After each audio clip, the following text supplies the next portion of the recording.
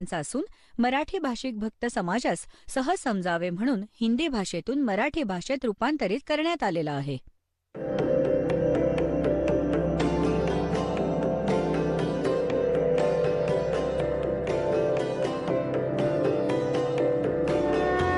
और ज्ञान सब ज्ञान डी कबीर ज्ञान सो ज्ञान और जैसे घोड़ा तोब का करता चले मैदान. जगद्गुरु तत्वदर्शी संत रामपालजी महाराजांचे अमृत वचन सर्व पवित्र धर्मांच्या व पवित्र शास्त्रांच्या आधारावर. त्यासाठी चौथ्या अध्यायाच्या 34व्या श्लोकात सांगितलंय की त्या तत्वज्ञानाला जो सच्चिदानंद घनब्रह्मच्या वाणीत आहे, ज्याला परमात्म्याने सच्चिदानंद घनब्रह्मने परमअक्षराने सत्पुरुषाने स्वयं येऊन सांगितले आहे, ते तत्वज्ञान आहे. त्या ज्ञानाला तू तत्वदर्शी संतांकडे जाऊन समजून घे. हे पहा, चौथ्या अध्यायातील 34वा श्लोक. ते ज्ञान जे सच्चिदानंद घनब्रह्मने स्वयं येऊन सांगितले आहे, त्या ज्ञानास तत्वज्ञानास तू तत्वदर्शी ज्ञानियांकडे जाऊन समजून घे. त्यांना व्यवस्थित दंडवत प्रणाम केल्याने, त्यांची सेवा केल्याने आणि कपट सोडून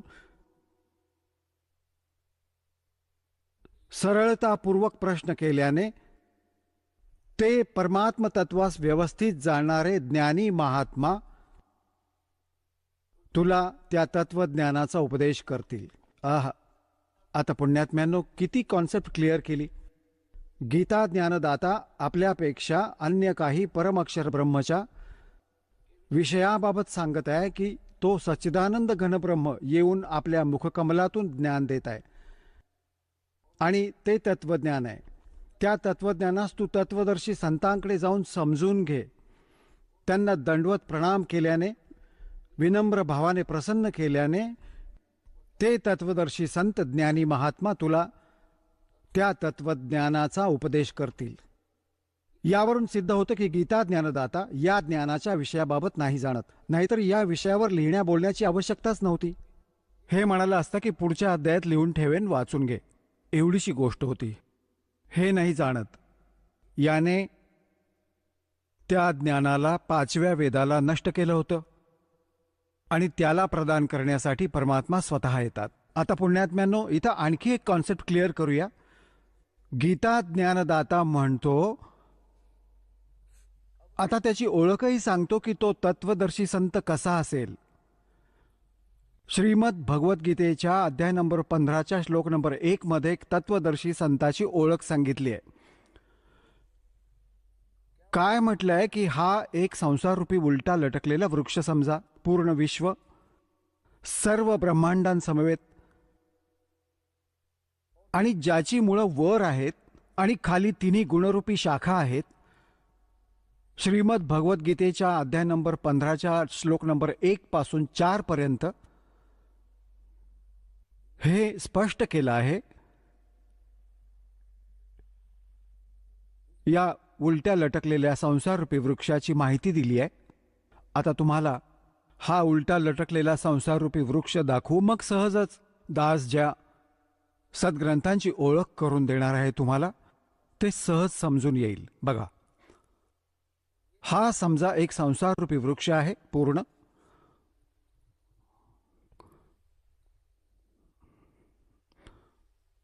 ऊर्ध्वमूलम अधशाखम. बघा, श्रीमद भगवद्गीता अध्याय नंबर 15चा हा पंचदश अध्याय आहे. 15वा अध्याय. 15वा अध्याय हा याचा पहिला श्लोक आहे. यात म्हटलंय की ऊर्ध्वमूलम अधशाखम अश्वत्थम प्राहु अव्ययम छंदांसी यस्य पर्णानि यह तम वेद सह वेदवित. ऊर्ध्वमूलम याचा अर्थ आहे की वर मूळ आणि खाली शाखा. अध म्हणजे खाली असतात. हे भ्रमित आहे, यांनी चुकीचं केलंय. अधम म्हणजे ब्रह्म रूप मुख्य शाखावाले नाही. हे दुसऱ्या अध्यायात 15व्या अध्यायाच्या दुसऱ्या श्लोकात 2 वेळा अध आहे. अध अध. त्याचा अनुवाद त्यांनी पुढच्या पृष्ठावर केला आहे. अध म्हणजे खाली. अध म्हणजे खाली. अध म्हणजे खाली. ऊर्ध्व म्हणजे वर. अध म्हणजे खाली. अध म्हणजे खाली. तर आपण इथे शुद्ध करून घेऊ. यांनी गडबड केली आहे थोडीशी. अशी बेईमानी करून यांच्या लक्षात आली नाही. आता आपण पुन्हा 15व्या अध्यायाच्या प्रथम मंत्रावर पुन्हा आलो. ऊर्ध्व मूलम वरती मुळं आणि अधशाखम खाली शाखा असणारा. अश्वत्थम प्राहु अव्ययम हा संसार रूपी पिंपळाचा अविनाशी वृक्ष म्हटलंय. छंदांचे यस्य पर्णानी याची जी पानं इत्यादी आहेत याचे छंद आहेत, विभाग आहेत, पार्ट आहेत. य तमवेद या सर्व भागांना जे जाणतात तम त्या अज्ञात अंधकारात लपलेल्या त्या सर्व विभागांना जाणतो. स वेदवित तो वेदांचे तात्पर्य जाणणारा आहे. अर्थात तो तत्वदर्शी संत आहे. हे पहा, आदी पुरुष परमेश्वर रूप मूळ असणारे या सांगण्यातील भाव आहे की वर जी ही मुळं आहेत, ही वर जी मुळं आहेत ही तर समजा ऊर्ध्व मूलम, तर आदी पुरुष परमेश्वर म्हणजे परम अक्षर ब्रह्म हे जे आहे सच्चिदानंद घनब्रह्म हे मूळ समजा. आणि हे खोड अक्षर पुरुष, परम अक्षर पुरुष, हे खोड अक्षर पुरुष. हे पहा, हे पूर्ण ब्रह्म म्हणा, परमेश्वर म्हणा, परमअक्षर ब्रह्म म्हणा किंवा सच्चिदानंद घनब्रह्म म्हणा, ही मुळं आहेत. जसं की फक्त मूळ. आणि मग त्याच्या बाहेर जे जमिनीच्या बाहेर दिसून येतं त्याला झाड म्हणतात. गीता ज्ञानदात्याने केवळ इतकंच म्हटलं आहे की ऊर्ध्व मूलम वर मुळे, वर मूळ आणि खाली शाखा असणारा हा संसार रूपी पिंपळाचा वृक्ष आहे. आणि जे संत याचे सगळे छंद म्हणजे विभाग जाणतो, स वेदवित तो तत्वदर्शी संत आहे. परमेश्वर कबीरजींनी 600 वर्ष आधी येऊन सांगितलं होतं. तत्वदर्शी संताची भूमिका सांगितली होती आपल्या सच्चिदानंद घनब्रह्मच्या वाणीने, आपल्या मुखकमलातून बोलून. तो अशीच लीला करतो. वेदही पुरावा देतात. साधारण 600 वर्षांपूर्वी परमात्म्याने सांगितलं होतं की अक्षर पुरुष एक झाड आहे. हे जमिनीच्या बाहेर दिसून येते, त्याला वृक्ष म्हणतात. अक्षर पुरुष एक वृक्ष आहे आणि क्षरपुरुष त्याची फांदी, ज्याला निरंजनही म्हटलं आहे, ज्योत निरंजन. आणि तिन्ही देव रजगुण ब्रह्मा, सद्गुण विष्णू, तमगुण शिवजी, तिन्ही देव हे शाखा आहेत आणि पर्णरूपी संसार. आता गीता ज्ञानदाता म्हणतो की या ज्या संसार रूपी वृक्षाच्या जी वर मुळे आणि खाली शाखा असणारा उलटा लटकलेला संसार रूपी वृक्ष आहे, जो याचे सगळे छंद म्हणजे सगळ्या विभागांना सांगेल, तो तत्वदर्शी संत आहे. तो वेदाचे तात्पर्य जाणणारा आहे. आता पहा, परमात्म्याने 600 वर्षांपूर्वी सांगितलं होतं की अक्षर पुरुष एक झाड आहे, ज्योत निरंजन म्हणजे क्षरपुरुष त्याची फांदी आणि तिन्ही देव त्याच्या शाखा आहेत, हा पर्णरूपी संसार. आता पहा, परमात्म्याने सांगितलं, कबीर अक्षर पुरुष एक पेड़ है, निरंजन वा की डार. यांना क्षरपुरुषही म्हणतात, ज्योत निरंजन. और तीनों देवा रजगुण ब्रह्मा, सतगुण विष्णु, तमगुण शिवजी रूपी शाखा है ये पात रूप संसार. हे पहा, हे कारण हे जमिनीतून हे परोक्ष आहे, पूर्ण परमात्म्याचे गुप्त आहे. जमिनीत जशी मुळे परोक्ष असतात, जमिनीत जसं मूळ परोक्ष असतं, आता हे खोड अक्षर पुरुष आहे. अक्षर पुरुष एक झाड आहे आणि क्षरपुरुष त्याची फांदी, ही जाड फांदी.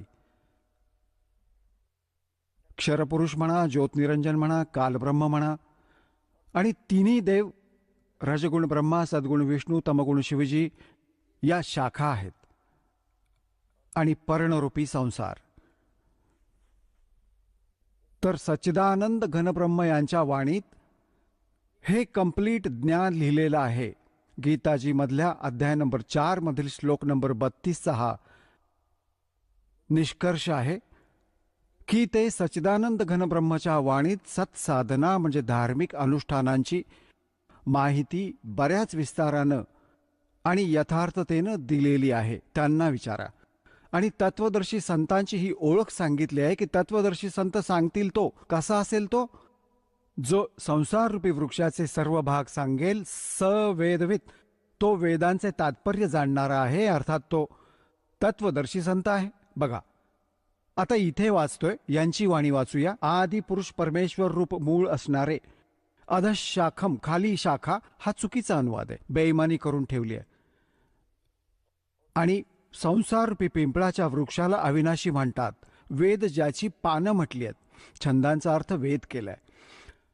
आणि त्या संसाररूप वृक्षाला जो पुरुष मुळासहित, मुळापासून आणि पानांपर्यंत, हे समजा, मुळासहित तत्वाने जाणतो, सवेदवित, सवेदवित, तो वेदांचे तात्पर्य जाणणारा आहे,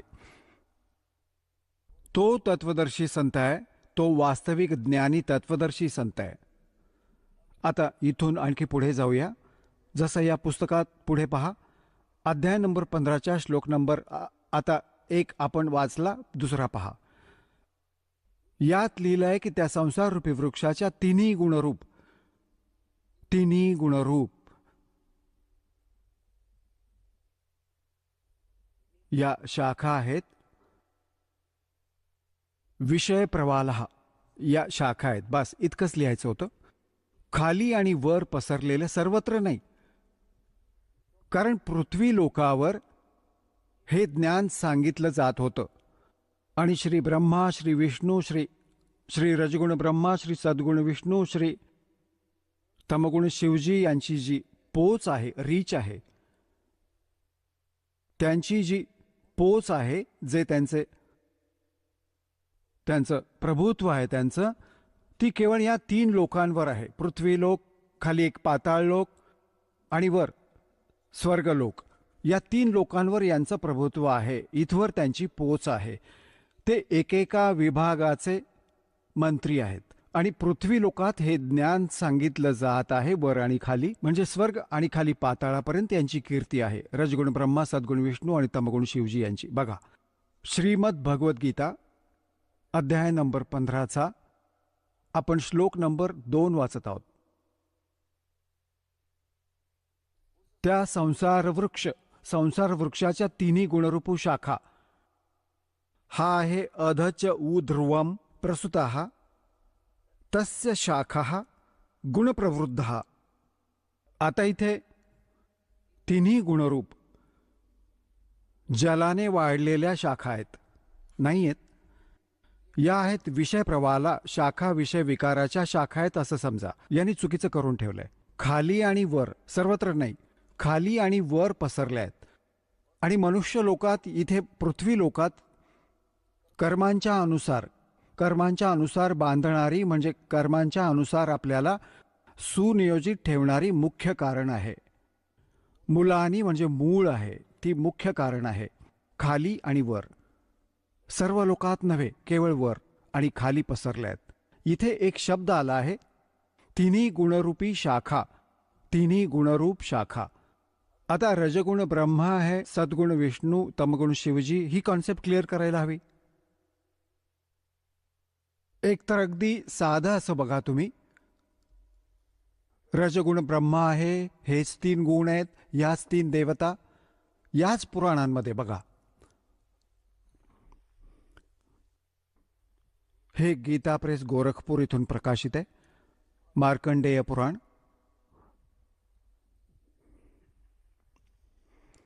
हे तेच मार्कंडेय पुराण आहे, सचित्र जाड टाईप. आता हे कुठे छापलंय इथे बघू. प्रकाशक आणि मुद्रक आहेत गीता प्रेस गोरखपूर, गोविंद भवन कार्यालय, कोलकाताचा संस्थान. हे यांचे फॅक्स आणि फोन नंबर आहेत. याच्या 123 नंबरवर तुम्हाला दाखवतो. संक्षिप्त मार्कंडेय पुराण 122 पृष्ठापासून सुरू करू. हे मार्कंडेयजी बोलत आहेत. मार्कंडेयजी आपलं ज्ञान सांगत आहेत आणि ते समोर येतात. इथे रजगुण प्रधान ब्रह्मा, तमगुण प्रधान रुद्र आणि सत्व. सत्वप्रधान श्री विश्वपालक विष्णू आहे.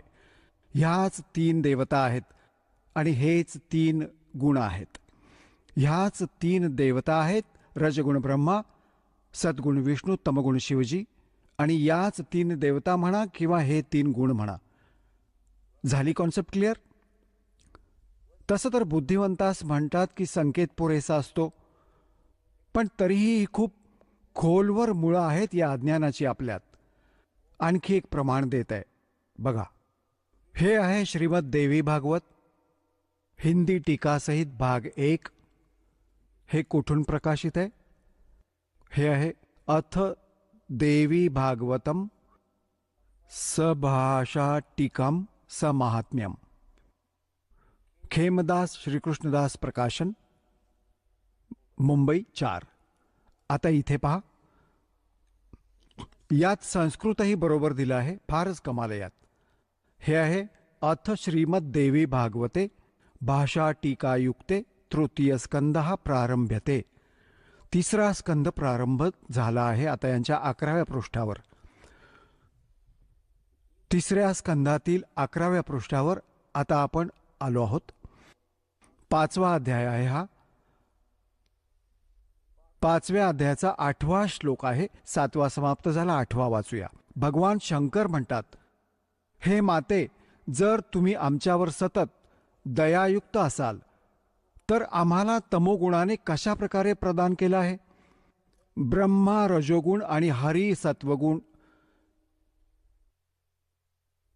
युक्त केले. का युक्त केले आहे? आता आपण इथे हिंदीही वाचणार आहोत. हिंदी आपण वाचलं, आता संस्कृत वाचूया. हा 7वा श्लोक समाप्त झाला, 8वा प्रारंभ झाला. यदि दयार्द्रमना न सदांबिके कथमहम, कशा प्रकारे मी विहितश्च बनवलं, उत्पन्न केलं तमोगुण, आणि कमलजश्च आणि कमळातून उत्पन्न झालेल्या ब्रह्माला, रजोगुण संभवः त्याला रजोगुण बनवलं, सुविहितः किमु सत्वगुणो हरिः आणि विष्णूजींना तुम्ही सत्वगुणाचं का बनवलं, युक्त का केलं. इति सिद्धम रजगुण ब्रह्मा सद्गुण विष्णू तमगुण शिवजी. आता आपण येऊ त्या पवित्र सद्ग्रंथ आपल्या श्रीमद भगवद्गीतेच्या आणि श्लोक नंबर 2 वर 15व्या अध्यायाचा 2रा अध्याय नंबर 15चा मंत्र नंबर 1 तर आपण वाचला की वरती मूळ खाली शाखा असा हा संसार रूपी पिंपळाचा अविनाशी वृक्ष सांगितलाय. आणि छंदांसी यस्य पर्णानी, त्याचे सगळे भाग पान आदी भाग आहेत. यह तमवेद, जो त्याला जाणतो स वेदवित. हे सगळं आपण वाचलंय. आदि पुरुष परमेश्वर तर समजा त्याचं मूळ आहे परमाक्षर ब्रह्म, आणि अध म्हणजे खाली, हा चुकीचा अनुवाद आहे. आता हे संसार रूपी पिंपळाच्या वृक्ष ज्याला अविनाशी म्हणतात, वेद ज्याची पानं म्हटली आहेत, आता जो याला जाणतो मुळापासून खालपर्यंत सवेदवित, तो तत्वदर्शी संत आहे, वेदांचे तत्व जाणणारा. आता 2ऱ्यामध्ये म्हटलंय की त्या संसार वृक्षाची 3ही गुणरूप, रजगुण ब्रह्मा सद्गुण विष्णू तमगुण शिवजी, त्या विषय वासनारूपी शाखा समजा, आणि त्या खाली आणि वर पसरल्या आहेत, सर्वत्र नव्हे. हे मनुष्य लोकात कर्मानुसारही आपल्याला सुनियोजित ठेवतात. जसं ज्याचं कर्म आहे तसंच देत राहतात. हे इथं आहे. आपल्याला बांधून ठेवतात, बांधणारे असतात, आणि खाली आणि वर पसरले आहेत, सर्व लोकात नव्हे. आता 3ऱ्यात म्हटलंय, या संसाराचे स्वरूप जसं सांगितलं आहे तसं या विचार काळात नाही प्राप्त होत.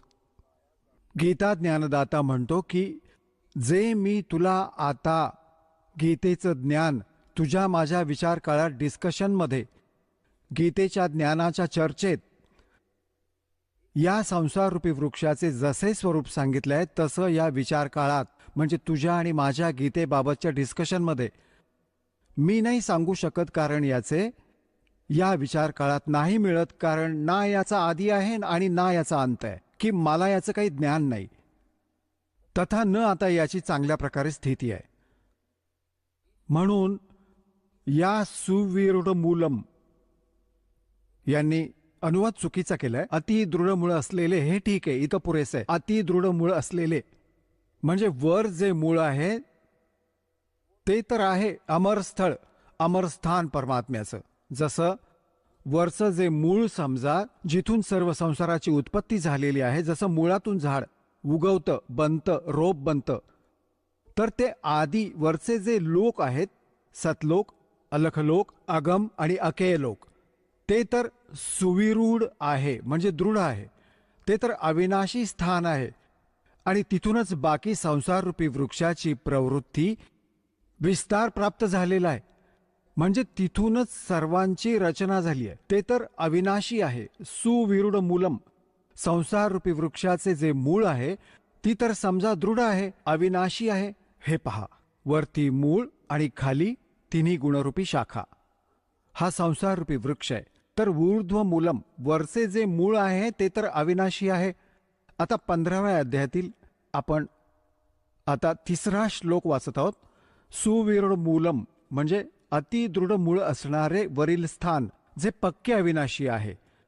त्या संसाररूपी पिंपळ वृक्षाला दृढेन म्हणजे दृढ असंग शस्त्रेणचा अर्थ तत्वरूपी किंवा तत्वज्ञान रूपी शस्त्राद्वारा कापून यांनी वैराग्य रूप शस्त्र केलंय. याचं कारण की तत्वज्ञानाविषयी चाललं आहे. तत्वज्ञान रूपी शस्त्राने कापून, अर्थात ते चांगल्या तऱ्हेने त्या तत्वदर्शी संताकडून तत्वज्ञान प्राप्त करून आणि याला चांगल्या प्रकारे समजून घेऊन त्या पश्चात त्या परमेश्वराच्या त्या परमपदाचा शोध घेतला पाहिजे. हे पहा 15व्या अध्यायाच्या 4थ्या श्लोकात.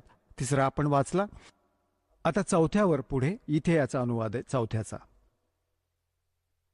त्या पश्चात म्हणजे तत्वदर्शी संतांकडून प्राप्त ज्ञानाच्या आधारे, त्या तत्वज्ञानाच्या आधारे त्या पश्चात त्या परमपद परमेश्वराचा व्यवस्थित शोध घ्यायला हवा.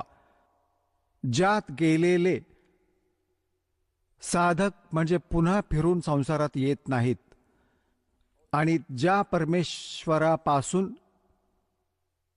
या पुरातन म्हणजे जुन्या संसाररूपी वृक्षाची प्रवृत्ती विस्तार पावली आहे, म्हणजे ज्या परमात्म्याने सर्व ब्रह्मांडांची रचना केली आहे त्याच आदिपुरुष नारायणाला, परमअक्षर ब्रह्मला, सच्चिदानंद घनब्रह्मला मी शरण आहे. या प्रकारे दृढ निश्चय करून त्या परमेश्वराचे मनन आणि निधिध्यास करायला हवं. प्रपद्ये म्हणजे त्याची पूजा करायला हवी. आता श्रीमद भगवद्गीतेचा अध्याय नंबर 15चा श्लोक नंबर 1 ते 4 मध्ये स्पष्ट झालं की तत्वदर्शी संत कोण असेल जो हे विभाग सांगेल. संसाररूपी वृक्षाचे कोणकोणते भाग आहेत. मग सांगितलं त्या पश्चात परमेश्वराचा त्या परमपदाचा शोध घ्यायला हवा, जिथे गेल्यानंतर साधक पुन्हा फिरून संसारात कधीही येत नाहीत. त्यांचा जन्म आणि मृत्यूचा दीर्घ रोग नाश पावतो. आता पुण्यात्म्यांनो, प्रसंग चाललाय. इथे 3 परमात्मा, 3 पुरुष, 3 प्रभू मुख्यत्वे अध्यात्मज्ञानात असतात. एक क्षरपुरुष, एक अक्षर पुरुष, एक परम अक्षर पुरुष, ज्याला सच्चिदानंद घनब्रह्म म्हटलंय. श्रीमद भगवद्गीतेच्या अध्याय नंबर 15च्या श्लोक नंबर 16 आणि 17 मध्ये 3 पुरुषांची माहिती भिन्न भिन्न आहे. त्याआधी थोडे आणखी संशय निवारण करूया आणि थोडंसं प्रमाण जाणून घेऊ. श्रीमद भगवद्गीता अध्याय नंबर 7च्या श्लोक नंबर 29 मध्ये गीता ज्ञानदात्याने म्हटलंय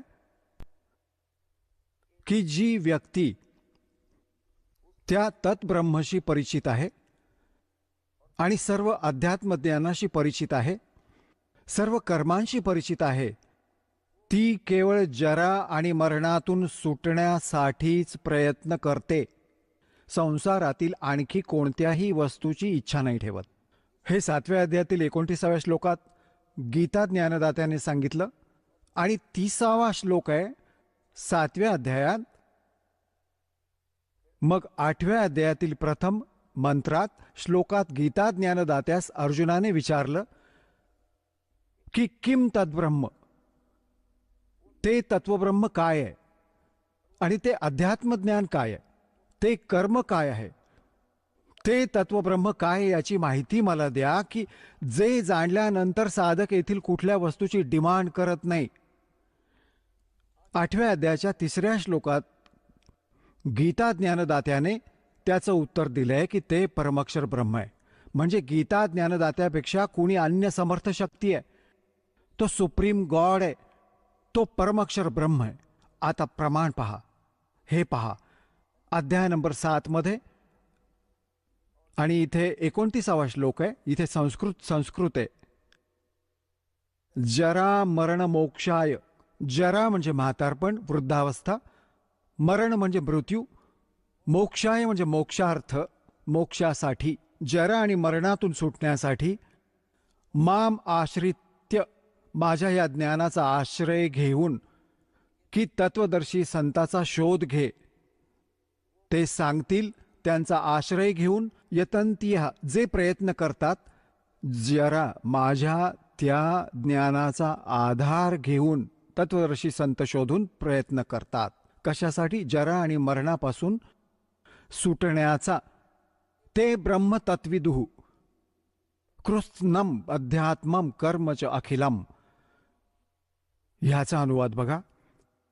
गीता ज्ञानदाता म्हणतात, जे मला शरण येऊन जरा म्हणजे वृद्धावस्था, मरण म्हणजे मृत्यूतून सुटण्यासाठी प्रयत्न करतात, यत्न करतात, ते पुरुष तद्ब्रह्म, त्या ब्रह्मला, तत् ब्रह्मला संपूर्ण अध्यात्मास तथा संपूर्ण कर्मास जाणतात. अध्याय नंबर 7च्या 30 मध्ये हे सांगितलंय की जे मला जाणतात या सर्व रूपात ते मलाच जाणतात, पुढे काही जाणत नाहीत.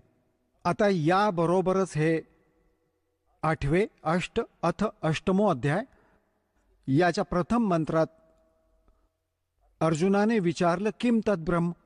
अर्जुन उवाच किम तद्ब्रह्म, तुम्ही या ज्या तत् ब्रह्म, त्या ब्रह्मला संपूर्ण अध्यात्मास तथा संपूर्ण कर्मास जाणतात. तर इथे विचारलं आहे 8व्या अध्यायातील प्रथम मंत्रात किम तद्ब्रह्म आणि किम अध्यात्मम आणि किम कर्म पुरुषोत्तम अधिभूतच किम प्रोक्तम अधिदैवम किम उच्यते. ते ब्रह्म काय आहे, हे पुरुषोत्तम ते ब्रह्म काय आहे. तर गीता ज्ञानदात्याने आता याच गीता अध्याय नंबर 8च्या आणि श्लोक नंबर 3 मध्ये म्हटलंय, ते परमाक्षर ब्रह्म आहेत. ते परमाक्षर ब्रह्म आहे जे गीता ज्ञानदात्यापेक्षा अन्य आणि समर्थ आहे. आता आपण समजून घेणार आहोत गीता अध्याय नंबर 15च्या श्लोक नंबर 16 आणि 17 मध्ये, जे अगदी सहज समजून येईल. क्षरपुरुष हे ज्योत निरंजन आहे. गीता ज्ञानदाता श्रीकृष्णात प्रवेश करून सांगतो, आणि अक्षर पुरुष आहे या 7 शंख ब्रह्मांडाचा स्वामी, जो संसार रूपी वृक्षाचं खोड समजा. आणि मूळ जे आहे ते परम अक्षर ब्रह्म आहे. आता बघा गीता अध्याय नंबर 15 श्लोक नंबर 16 आणि 17 हे पहा. याच्या खाली आहे 16वा इथे श्लोक आहे. द्वौ इमौ पुरुषौ लोके क्षरः क्षरः च अक्षरः एव च. या लोकात द्वौ म्हणजे दोन, पुरुषौ म्हणजे परमात्मा, वेल नोन आहेत. कोण? क्षरपुरुष म्हणा, अक्षरपुरुष म्हणा. या पुरुषाला आपण इथे 2 ठिकाणी वापरू शकतो, क्षरपुरुष आणि अक्षरपुरुष. आणि याच्या अंतर्गत जितके प्राणी आहेत ते तर नाशवंत आहेत. जीवात्मा कुणाचा मरत नाही, हे तर सगळ्यांचं, गाढवाचंही नाही मरत. इथला अनुवाद पहा. या संसारात नाशवंत आणि अविनाशी सुद्धा हे 2 प्रकारचे पुरुष म्हणजे परमात्मा प्रभू आहे. एक क्षरपुरुष, एक अक्षर पुरुष. आणि संपूर्ण प्राण्यांचे शरीर नाशवंत आहे. जीवात्मा तर सर्वांचा अविनाशी आहे, गाढव कुत्र्याचा आहे. आता 17 मध्ये काय आहे की उत्तम पुरुष तू अन्यहा, या दोन्हींपेक्षा, या क्षर आणि अक्षरापेक्षा, या दोन पुरुषांपेक्षा अन्य आहे. उत्तम पुरुष तू अन्यहा. आणि परमात्मा इति हृदार्था, ज्याला परमात्मा म्हटलं जातं. यह लोकत्रयम आविष्य विभरती, जो तिन्ही लोकात प्रवेश करून सर्वांचं धारण पोषण करतो. अव्यय ईश्वर, तो वास्तवात अविनाशी परमात्मा आहे. उत्तम पुरुष म्हणजे श्रेष्ठ प्रभू तर कोणी अन्य आहे. या दोन्हींपेक्षा 16व्या श्लोकातल्यापेक्षा अन्य आहे, वेगळाच आहे. तिन्ही लोकात प्रवेश करून हा संसाररूपी वृक्ष, हे सर्व पूर्ण संसाररूपी वृक्षाला म्हणजे मुळापासूनच आहार प्राप्त होतो. म्हणजे त्या परमात्म्यानेच सर्वांचं धारण पोषण होत आहे. तो सर्वांचा परमात्मा आहे, सर्वांचा दाता आहे. आता इथे पुन्हा पहा, उत्तम पुरुष तू अन्यच आहे. तो तिन्ही लोकात प्रवेश करून सर्वांचं धारण पोषण करतो. तो अविनाशी परमेश्वर परमात्मा या प्रकारचा सांगितलाय. आता हे विचलित करेल तुम्हाला हे तत्वज्ञानविहीन. हे 15व्या अध्यायातील 18व्या श्लोकात. आता पुण्यात्म्यांनो, हे तत्वज्ञान आहे आणि हे तत्वज्ञानहीन प्राणी तुम्हाला इथे अडवतील की गीता ज्ञानदात्याने 15व्या अध्यायातील 18व्या श्लोकात सांगितलं की तो उत्तम पुरुष मीच आहे. नाही, इथे तर याने असं सांगितलं की माझ्या अंतर्गत जितके प्राणी आहेत त्यापेक्षा मी उत्तम आहे. म्हणून लोकवेदांच्या आधारे म्हणजे दंतकथांच्या आधारे मी पुरुषोत्तम प्रसिद्ध आहे. पण त्याने स्पष्ट केलं आहे 15व्या अध्यायातील 17व्या श्लोकात की तो तर कुणी अन्य आहे. त्याबाबत तर तत्वदर्शी संत सांगतील. बस एवढीच गोष्ट आहे. हे पहा, याचा इथं अनुवाद आहे. गीताध्याय नंबर 15 आणि श्लोक नंबर 18. कारण की मी, याचा अर्थ आहे यस्मात क्षरम अतीतः अहम अक्षरात अपीच उत्तम उत्तमः अतः अस्मि लोके वेदे. लोके वेदे म्हणजे लोकवेदात दंतकथांच्या आधारे मी पुरुषोत्तम प्रथितः म्हणजे प्रसिद्ध आहे. कारण की मी नाशवंत जड क्षेत्राहून तर सर्वतः अतीत आहे आणि अविनाशी जीव आत्म्याहून सुद्धा उत्तम आहे. म्हणून लोक आणि वेदातही पुरुषोत्तम नावाने प्रसिद्ध आहे. आता इथं काय सांगितलंय, जर हे याबरोबर आणखी श्लोक तुम्हाला ऐकवले नसते तर इथे तुमची बुद्धी सेट झाली नसती. हा म्हणतो की माझ्या अंतर्गत जितकेही प्राणी येतात, कारण की हा केवळ 21 ब्रह्मांडांचा स्वामी आहे आणि याला क्षरपुरुषही म्हणतात. तर हा म्हणतो माझ्या अंतर्गत जितके प्राणी आहेत ते भले नाशवंत जडवर्ग असो वा भले अविनाशी जीवात्मा असो, त्याहून मी उत्तम आहे, श्रेष्ठ आहे. म्हणून या दंतकथेच्या आधारे, लोकवेदाच्या आधारे मी पुरुषोत्तम प्रसिद्ध होत आहे. वास्तवात पुरुषोत्तम तर त्याने सांगितलं कोणी अन्यच आहे. आणि मग 8व्या अध्यायाच्या श्लोक नंबर 1च्या उत्तरादाखल 8व्या अध्यायाच्या 3ऱ्या श्लोकात गीता ज्ञानदात्याने स्पष्टच केलंय की तो परमअक्षर ब्रह्म आहे. तो परमअक्षर ब्रह्म आहे. आता पुण्यात्म्यांनो, श्रीमद भगवद्गीता अध्याय नंबर 8च्या श्लोक नंबर 5 आणि 7 मध्ये गीता ज्ञानदाता आपल्याविषयी म्हणतो की अर्जुना, तू सर्व भावाने सर्व समयी माझं स्मरण कर, माझ्यात भाव असणारा बन आणि युद्धही कर, मलाच प्राप्त होशील. अब जा आसा तब आसा होई, मन कर्म वचन सुमरियो सोई. आता 8व्या अध्यायाच्या 8, 9, 10 मध्ये गीता ज्ञानदाता या 3 श्लोकात स्वतःहून अन्य त्या परमअक्षर ब्रह्मला शरण जायला सांगतात की त्याची भक्ती केलीस तर त्याला प्राप्त होशील. आणि आपल्याविषयी 2ऱ्या अध्यायातील 12व्या श्लोकात, 4थ्या अध्यायाच्या 5 आणि 9व्या श्लोकात, 10व्या अध्यायाच्या 2ऱ्या श्लोकात गीता ज्ञानदाता म्हणतो, अर्जुना, तुझे नि माझे खूप जन्म झाले, तू जाणत नाहीस, मी जाणतो. यातून सिद्ध झालं की गीता ज्ञानदाता ही नाशवंत आहे आणि नाशवंताची भक्ती केल्याने स्थायी मोक्ष होऊ शकत नाही, जन्ममृत्यूचा रोग संपू शकत नाही. आता पुन्हा तुम्हाला हे दाखवतो. श्रीमद भगवद्गीता हीच ती गीता जी आहे. आता मी तुम्हाला दाखवतो पहिले गीतेच्या अध्याय 8चा श्लोक नंबर 13. यात म्हटलंय, गीता ज्ञानदाता म्हणतो, ओम इति एकाक्षरम ब्रह्म व्याहरण मा अनुस्मरण यः प्रयाती त्यजन देहम स याती परमाम गतीम. माम ब्रह्म, मज ब्रह्मच, केवळ हे ओम हे एक अक्षर आहे नथिंग एल्स. माझं तर केवळ एक ओम अक्षर आहे. आणि याचं उच्चारण करून स्मरण करत असता य प्रयाती त्यजन देहम, जो शरीर सोडून जातो, अर्थात अंतिम समयापर्यंत त्याचं स्मरण करत देह त्यागतो, स याती परमाम गतीम, तो या ओम अक्षराच्या जपाने मिळणारी परमगती, तो या ओम जपाने मिळणाऱ्या परमगतीस प्राप्त होतो.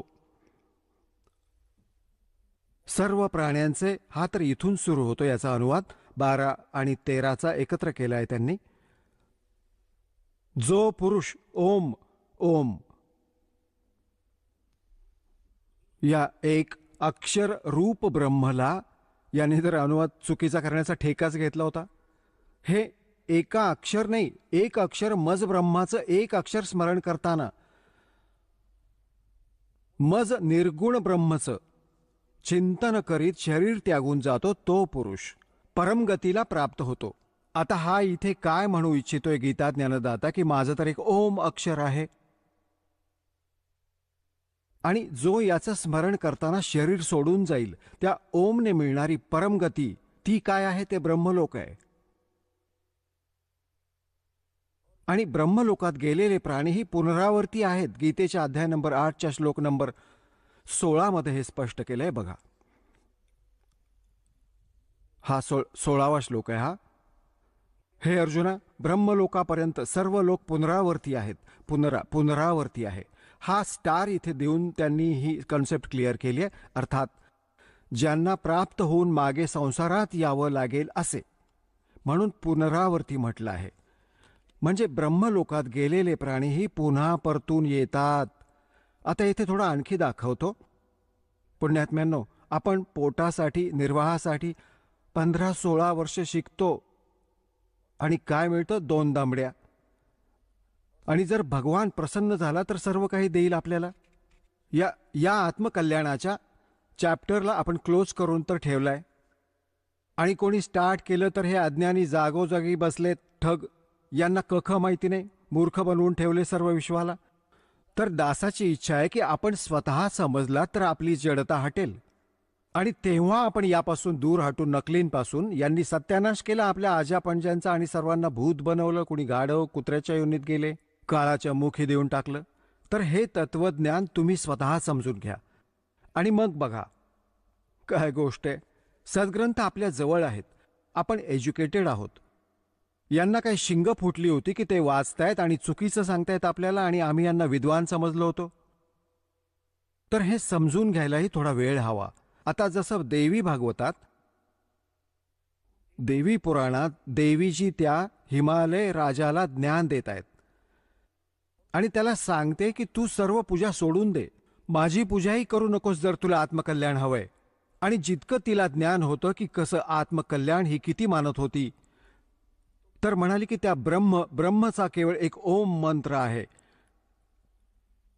आणि त्याचा जप कर तुझं कल्याण होईल आणि तो जो ब्रह्मलोकात राहतो तिथे जाशील. बघा हे आहे, बघा देवी भागवत. हे गीता प्रेस गोरखपूरहून प्रकाशित आहे. संक्षिप्त देवी भागवत व देवी पुराण. संपादक हनुमान प्रसाद पोद्दार, चिमनलाल गोस्वामी.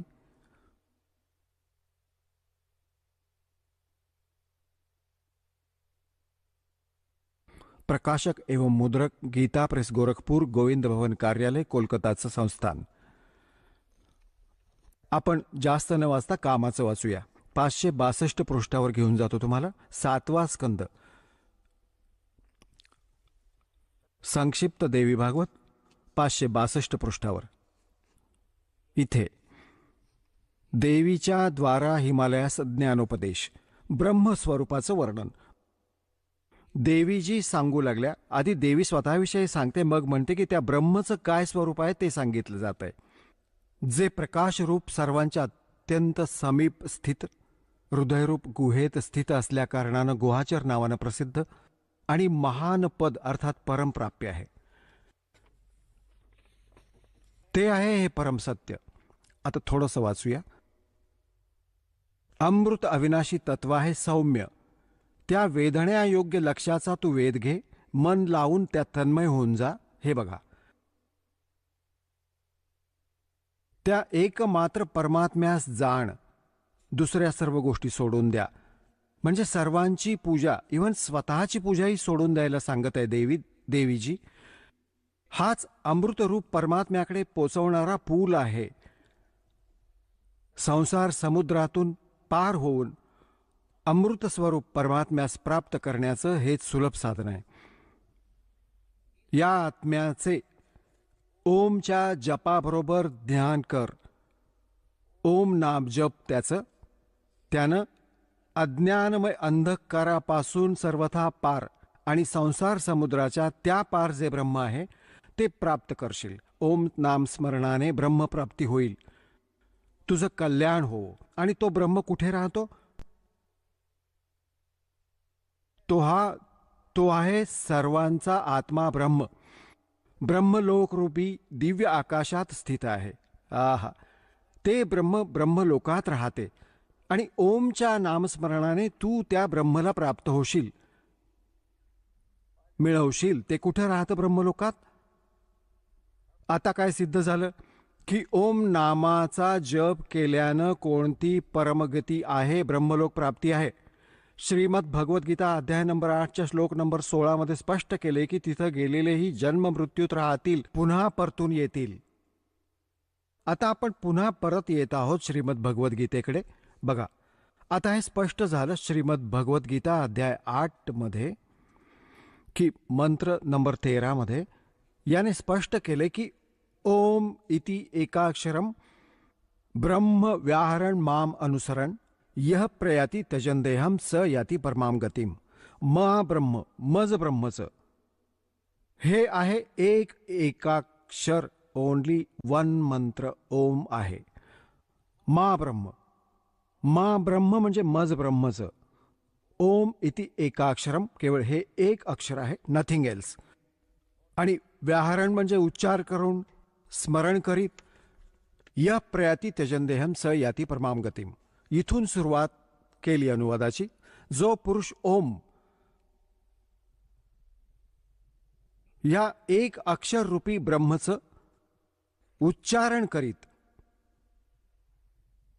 मज निर्गुण ब्रह्मचं स्मरण करीत शरीराचा त्याग करून जातो, तो पुरुष परमगतीस प्राप्त होतो.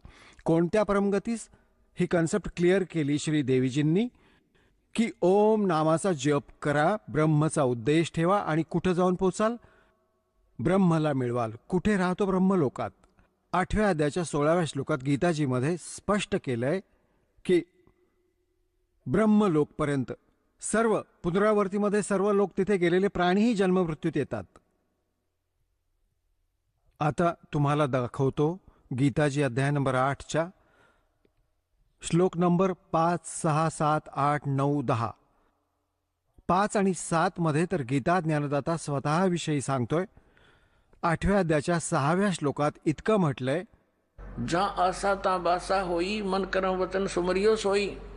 ज्यात आशा बाळगून तू जप करत राहशील आजीवन, शेवटी त्यालाच प्राप्त होशील. आता बघा अध्याय नंबर 8चा आता श्लोक नंबर आपण 5 वाचूया. आता आपण हेही वाचले होते, आता थोडीशी परत आठवण करून देतो, विसरला असाल. 8व्या अध्यायाच्या प्रथम मंत्रात गीता ज्ञानदात्यास अर्जुनाने विचारलं, किम तद्ब्रह्म. आपण 7व्या अध्यायाच्या 29व्या श्लोकात ज्या तद्ब्रह्म ला तत् ब्रह्म, त्या ब्रह्मला संपूर्ण अध्यात्मा, संपूर्ण कर्मांना जाणतात. तो जो मला शरण येऊन जरा आणि मरणातून सुटण्यासाठी प्रयत्न करतो, तो पुरुष तद्ब्रह्मला, आणि अर्थात त्या ब्रह्मला, संपूर्ण अध्यात्माला, कर्मांना जाणतात. इथे अर्जुनानं विचारलं होतं 8व्या अध्यायात प्रथम मंत्रात किम तद्ब्रह्म. या गीता ज्ञानदात्याने 8व्या अध्यायाच्या 3ऱ्या श्लोकात 8व्या अध्यायाच्या या 3ऱ्या श्लोकात उत्तर दिलं, ते परमाक्षर ब्रह्म आहे. आता आपण 8व्या अध्यायाच्या या 5व्या श्लोकात म्हणतो, जो पुरुष अंतकाळातही माझं स्मरण करीत शरीर त्याग करून जातो, तो मदभावम म्हणजे माझ्या भावरूपास प्राप्त होतो, माझ्यात भावित राहतो, असा याचा अर्थ आहे. हे चुकीचं लिहिलं यांनी. यात काही संशय नाही. आणि 6व्यात हे सांगितलंय की हा नियम आहे. यम म्हणजे हा नियम आहे. हे बघा, आता आपण 6वा वाचतोय. कुंतीपुत्र मनुष्य अंतकाळी ज्याही भावास स्मरण करत शरीराचा त्याग करतो, त्यालाच प्राप्त होतो, सदा त्याच भावानं भावित राहतो. तद्भाव भावितः, तद्भावम तद्भाव भावितः.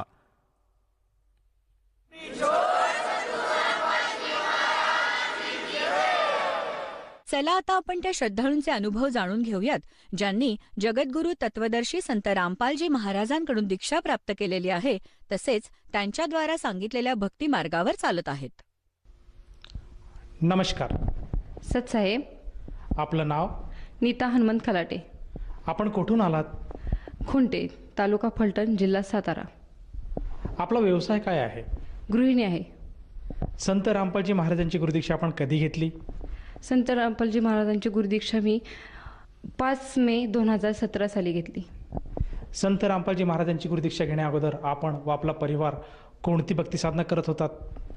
संत रामपालजी महाराजांची गुरुदीक्षा घेण्या अगोदर हिंदू धर्मात जे पारंपरिक भक्ती होते, गौरी गणपती बसवणं, नवरात्रीचे उपवास धरणं, आणखीन सूर्यनारायणचे उपवास करणं, आणखीन गोकुळाष्टमी, एकादशी, कीर्तनाला जाणं, प्रवचन ऐकणं, महादेवाचे उपवास करत होते. दर सोमवारी महादेवाला जाणं, असे मी उपवास करत होते. आणि वैभव लक्ष्मीचे पण मी उपवास केलेले आहेत. 5 सवासणी घालणं, शुक्रवारच्या 5 मुलींना बोलवून जेवण हे करत होते. एवढी भक्ती करत होते. जसं आपण सांगत आहात की आपण महाराष्ट्रामध्ये जी प्रचलित भक्तिविधी आहे, खास करून महाराष्ट्रीयन महिला ज्या भक्ती साधना करतात, जसे की गौरी गणपतीला पूजणे, त्याचप्रमाणे वैभव लक्ष्मीचे व्रत करणे, सवासिनींना आमंत्रित करून त्यांना जेवू घालणे, त्यांचा सत्कार करणे, त्यांची सेवा करणे, ह्या काही भक्तिविधी आपण करत होतात. तर ह्या भक्तिविधी करत असताना आपल्याला असं का जाणवलं की आपण संत रामपालजी महाराजांचा जो मार्ग आहे तो स्वीकारायला हवा, आणि आपण त्या मार्गामध्ये कसे आलात? संत रामपालजी महाराजांच्या गुरुदीक्षा मी धारण अशी केली की मी वडिलांकडे गेलते, आणि वडिलांकडे गेल्यानंतर वडिलांना आवड होती प्रवचन ऐकणं, कीर्तन ऐकणं, आणि मग त्यांच्याबरोबर पण मी ऐकत होते. पण मला एवढी आवड नव्हती. पण वडील सारखे सांगायचे की बाळा हे ऐक, हे काय सांगतात बघ. गुरुजींना बघितलं की असं वाटलं की हे किती वेगळे संत आहेत, आणि त्यांनी अगदी बोट फिरून दाखवून दिलं की कुठल्या ग्रंथात काय सांगितले, परमात्मा कसा आहे, कुठे आहे, खरी भक्ती काय आहे, हे मला दाखवून दिलं. आणि ते दाखवल्यानंतर वडिलांनी सांगितलं की आपण पण जाऊया, गुरुदीक्षा घेऊया, हे पुस्तक मागूया. मग आम्ही हरियाणावरून मेसेज करून ते पुस्तक मागवलं.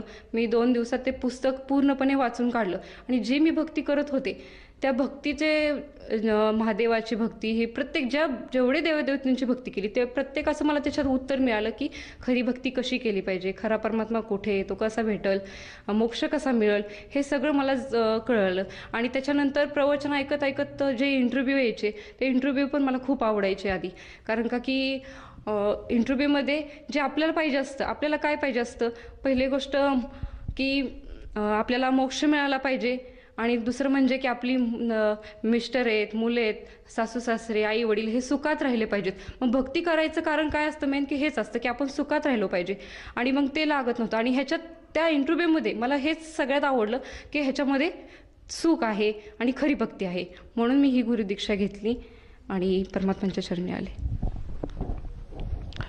जसं आपण सांगत आहात की आपले जे वडील आहेत त्यांनी सर्वप्रथम आपल्याला संत रामपालजी महाराजांच्या ज्ञानाबद्दल माहिती सांगितली आणि आपण दोघांनी सुद्धा संत रामपालजी महाराजांचे सत्संग बघितले. खास करून जे काही संत रामपालजी महाराजांचे अनुयायी आहेत, जे भक्त समाज आहेत, त्यांची आपण मुलाखत, त्यांचे जे इंटरव्ह्यू आहेत ते आपण बघितले आणि त्यांना जे लाभ होतात, त्यांना जो आनंद मिळतो, त्यांना जे सुखप्राप्ती होते, ते आपल्याला वाटलं की आपल्यालासुद्धा जर ही भक्ती मिळाली तर आपल्यालासुद्धा अशा प्रकारचे लाभ प्राप्त होऊ शकतात. आणि ह्या अनुषंगाने आपण संत रामपालजी महाराजांची नामदीक्षा घेतली.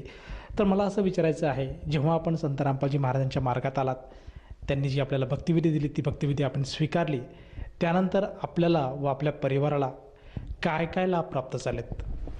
संत रामपालजी महाराजांच्या चरणी येण्या अगोदरच मला संत रामपालजी महाराजांनी लाभ दिले. ते म्हणजे माझ्या मिस्टरांचं ॲक्सिडेंट झालेला होता. त्यावेळेस मी बोललेले की मी तुपाची ज्योत नेहमी जाळेल, पण मला तुमच्या चरणी घ्या आणि हा लाभ द्या की माझे मिस्टरांचं ऑपरेशन पुण्याला सांगितलं होतं करायला. आणि माझी इच्छा होती की फलटण तालुक्यातच ऑपरेशन व्हावं, कारण का माझा मुलगा छोटा असल्यामुळे मला कुणी नेणार नव्हतं हॉस्पिटलमध्ये, हे मला माहीत होतं. पण माझी इच्छा होती की मी त्यांना रोज पाहावं आणि ऑपरेशन इथंच व्हावं, ही माझी इच्छा होती. तर ती परमात्मांनी एवढी दया केली की पुण्याच्या सासऱ्यांनी का बोलू नाही डॉक्टरांना की इथं डॉक्टर बोलवा पुण्याचे, आणि सासरे बोलले डॉक्टरांना आणि ते डॉक्टर, पुण्याचे डॉक्टर फलटण तालुक्यात आले आणि ते ऑपरेशन फलटण तालुक्यात झालं. आणि पुण्यामध्ये 6 लाख खर्च सांगितलेला, पण परमात्म्याच्या दयाने 3 ते 2.5 लाखामध्ये माझं ऑपरेशन झालं. ही मला मोठा परमात्मांनी चमत्कार दिला, मी का बोलू नाही. आणि परमात्मांनी माझं सगळं ऐकलं आणि नंतर मी नामदीक्षा घेतली. माझ्या मिस्टरांना पण तो अनुभव आला. आम्ही आधीच सगळं परमात्मांच्या गुणगान गात होतो, प्रवचन ऐकत होतो. त्याच्यामुळे मला वाटत होतं की प्रवचन ऐकतो, परमात्मा अंतर्यामी आहेत, ते ऐकतेत. मग त्यांनी माझं एवढं सगळं ऐकलं. मग आम्ही नाम घेतलं, नामदीक्षा घेतल्यानंतर सुद्धा अनुभव भरपूर मिळाले. तो दुसरा अनुभव असा की आमच्या घरामध्ये चोर आलते. चोर आल्यानंतर माझे मिस्टर क्वालिटी सुपरवायझर होते, त्यांना यायला रोज उशीर व्हायचा यायला आणि त्यांची वाट बघून बघून मला झोप लागायची. आणि एकदा मी झोपली की लवकर काही उठत नसायचे. आणि त्या दिवशी मला का असं वाटलं की काय कळालंच नाही की माझे अचानकच डोळे उघडले आणि डोळे उघडले बघते तर काय समोर चोर उभा राहिलेत. बाहेर 2 होते आणि आतमध्ये 1 आलता. आणि घरामध्ये आमच्या नंदुबाईंचं साखरपुडा झालेला होता, त्यांचे डागडागिने घरात भरपूर होते. आणखीन मिस्टरांनी गाया घ्यायच्या होत्या म्हणून 80,000 ते 90,000 रुपये घरात रोख रक्कम ठेवलेली होती. आणि वस्तीवरती एका चोरी करूनच ते माहितीनेच आमच्या तिथं आले. आणि मला जाग आली, म्हणजे आपण जाग कसं होतो की ह्या अंगा होतो किंवा असं काहीतरी नाही का हालचाल होती, पण बल लावलेलं होता. मुलं झोपलेली दिसतात त्याला, मिस्टर झोपलेले दिसतात. मग त्याच्या पुढे आम्ही काहीच करू शकत नव्हतं जर त्यांनी आम्हाला जर काही हत्यारं दाखवलं असतं. पण ही परमात्मांची दया, परमात्मांनी त्याला वरतीसुद्धा पायरीसुद्धा चढून दिली नाही. आणि मला अशी जाग आली की माझे फक्त डोळे उघडले होते आणि मी फक्त डोळे उघडल्यामुळे त्याला लक्षात नाही आलं की ही जागी का काय. माझे डोळे उघडले, मी लगेच मिस्टरांना आवाज दिला की तो तिथूनच परमात्मांनी त्याची बुद्धी पलटवली आणि तो तिथूनच निघून गेला. हा मला दुसरा लाभ झाला. आणखीन तिसरा असा लाभ आहे, माझा 4 दिवसापूर्वी ॲक्सिडेंट झाला. माझी मुलगी होती, तिला अकॅडमीला टाकल्यामुळं मी तिला रोज आणायला जायची दुपारी 1 वाजता. आणि 1 वाजता येत असताना मी येत होते आणि डंपर रोडचं काम चालू होतं म्हणून कच्च्या रोडनी मी येत होते वरती. कच्च्या रोडवरनी येत असताना काय झालं, डंपर फलटणच्या दिशेला असं उत्तरेकडे होता आणि मी दक्षिणेकडे चाललेले होते. आणि झालं काय, डंपरवाल्याला कसं वाटलं की सगळ्या गाड्या गेल्या आणि माझी गाडी एकच मागं होती. मी किन्नर साईडला असल्यामुळे त्याला काही दिसली नाही आणि मी कच्च्या रोडवरून अशी डांबरीवरती चढणार की तो त्यांनी रिव्हर्स घेतला, तसं माझ्या स्कूटीला त्याचा धक्का लागला, असा माझा तोल गेला. तो अगदी पाठीमागच्या साईडला चाकापाशी गेला. मी माझी मुलगी त्या चाकापाशी पडलो आणि त्या डंपरचं चाक माझ्या स्कूटीच्या गाडीच्या चाकावरती आलं आणि असं माझ्या हितं येणार तेवढ्यात मी असं उठले आणि बाकीच्यांनी पण आवाज दिला की थांबवा म्हणून, आणि एवढी मोठी दया झाली की तिथंच ब्रेक का लागू नये आणि मी उठले, माझी मुलगी पण उठली. सुखरूप होता मी, अजिबात मला कुठेही इजा झाली नाही. ही मोठा परमात्माने दया केली आहे. कारण का परमात्मा सांगतातच की कधी कुठली वेळ येईल सांगता येत नाही, म्हणून सद्भक्ती ही खूप गरजेची आहे. आणि आम्ही ती सद्भक्ती करत होतो, नामस्मरण करत होतो, आणि त्याच टायमिंगला आमची ही परमात्माने मोठी मेहर केलेली आहे. या व्यतिरिक्त आपल्याला आणखीन काही लाभ प्राप्त झालेत का? झालेत. आमचे आजे सासरे होते, त्यांना पण मानेला त्यांनी असं उन्हाळा होता आणि असं गरमीने असं हाताने खाजवत त्याचे बारीक बारीक पुळ्या आलत्या, आणि त्या पुळ्या त्यांनी फोडल्या अशा नखानी, आणि त्याचं मोठी जखम झाली. जखम झाल्यानंतर त्याच्यामध्ये सूत पडली, आणि डॉक्टरांनी सांगितलेलं की जर भूल दिली तर हे व्यक्ती माघारी येऊ शकत नाही, आणि जर असं दाबून घाण ती काढली त्यातली तर ती सहन करू शकत नाही. मग काय करायचं, जोपर्यंत ते आहेत तोपर्यंत त्यांना तुम्ही खाऊ पिऊ घाला म्हणले, सांभाळा, ह्याच्या व्यतिरिक्त नाही काही होऊ शकत. तर आम्ही परमात्मांच्या ह्याच्यावरती सोडून दिलं, काय होईल ते परमात्मा करतील. आणि सासऱ्यांना नामदीक्षा दिलेली असल्यामुळे त्यांना फक्त आम्ही आरती मंत्र कानामध्ये लावत होतो, आणि त्याचाच त्यांनी परमात्मांना दंडवत हे घालायला लावत होतो. त्यांनी घातला, त्याचा लाभ झाला, आणि एका महिन्यातच ती जखम पूर्ण भरून आली. अगदी एवढासा खड्डा पडलेला, त्याच्यामध्ये अशी अंगठ्यागत धार लागत होती घाणीची, इतकी मोठी जखम होती, आणि ते 1 महिन्यात पूर्णपणे बरी झाली. हा मोठा लाभ झाला, आणि सुखरूप त्यांचं म्हणजे पूर्ण जीवन 5-6 महिने गेलं, आणि त्याच्यानंतर मोक्षाच्या मार्गाला ते गेले. जसं आपण सांगत आहात की संत रामपालजी महाराजांच्या दयेने आणि त्यांच्या सद्भक्तीमुळे आपल्याला व आपल्या परिवाराला बरेचसे लाभ प्राप्त झालेत. तर या अनुषंगाने आपण आपल्या ज्या मित्रपरिवार आहेत, जो आपले आप्तेष्ट आहेत, जे आपले नातलग आहेत, त्याचप्रमाणे जो भक्त समाज किंवा जो श्रद्धाळू वर्ग आज आपल्याला टी व्हीच्या माध्यमातून बघत आहेत, त्यांना आपण प्रामुख्याने काय संदेश द्याल? संदेश देणारी तर मी कोण नाही आहे. मी एवढंच प्रार्थना करू इच्छिते की जे कोणी आहेत माझे नातेवाईक, जे ऐकतात, त्यांना माझी एवढीच नम्र विनंती आहे की संत रामपालजी महाराजांचा सत्संग तुम्ही एकदा तरी ऐका, ज्ञानगंगा पुस्तक त्यांचं वाचा, आणि काय खरं आणि काय खोटं हे तुम्ही स्वतःहून ऐका, बघा, आणि मग विश्वास ठेवा, आणि संत रामपालजी महाराजांच्या चरणी या, नामदीक्षा घ्या, आणि आपल्या मोक्षाचा मार्ग स्वीकारा. जसं आपण सांगत आहात की संत रामपालजी महाराजांचा मार्ग हा मोक्षाचा मार्ग आहे, आणि तो प्रत्येकाने स्वीकारायला हवा. तर या अनुषंगाने जर एखाद्या साधकाला वाटलं की आपण सुद्धा संत रामपालजी महाराजांची नामदीक्षा घ्यायला हवी, तर तो व्यक्ती किंवा तो साधक नामदीक्षा कशी घेऊ शकेल? जर नामदीक्षा घ्यायची असेल तर विविध चॅनेलवरती सत्संग उपलब्ध आहेत. त्या सत्संगवरती नंबर येतात, ॲड्रेस येतो, त्याच्यावरती तुम्ही कॉल करून विचारू शकता. प्रत्येक जिल्ह्यामध्ये आता सेंटर आहेत, त्याच्यामध्ये तुम्ही विचारू शकता आणि नामदीक्षा प्राप्त करू शकता. जसं आपण सांगत आहात की आज संत रामपालजी महाराजांच्या दयेने महाराष्ट्रात नव्हे तर भारतामध्ये प्रत्येक जिल्ह्यामध्ये संत रामपालजी महाराजांची नामदान सेंटर उपलब्ध आहेत, आणि जर आपण आपल्या टी व्हीवर जो नंबर दिसतो आहे त्या नंबरवर जर संपर्क साधला तर आपल्याला जवळच्या नामदान केंद्राची माहिती मिळेल, आणि तेथे जाऊन तो साधक नामदीक्षा घेऊ शकेल. परंतु मला असं विचारायचं आहे की जेव्हा तो साधक त्या नामदीक्षेसाठी त्या सेंटरवर जाईल तर त्या साधकाला त्या नामदीक्षेसाठी किती पैसे मोजावे लागतात? जर नामदीक्षा घ्यायची असेल तर तिथं गेल्यानंतर खर्चही काही होत नाही.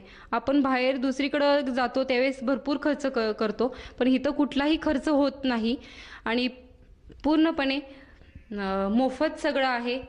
परमात्मा मोफत सगळ्यांची सुविधा आहे परमात्मांच्या इथं, आणि नामदीक्षा पण मोफतच मिळते. धन्यवाद सतसाहेब.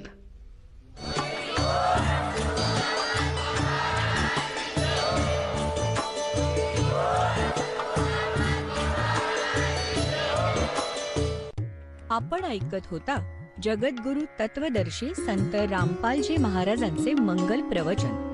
निःशुल्क नामदीक्षा प्राप्त करण्यासाठी आणि अधिक माहितीसाठी संपर्क करा 7030303951 7030303952. आमची वेबसाईट आहे www.jagadgururampalji.org.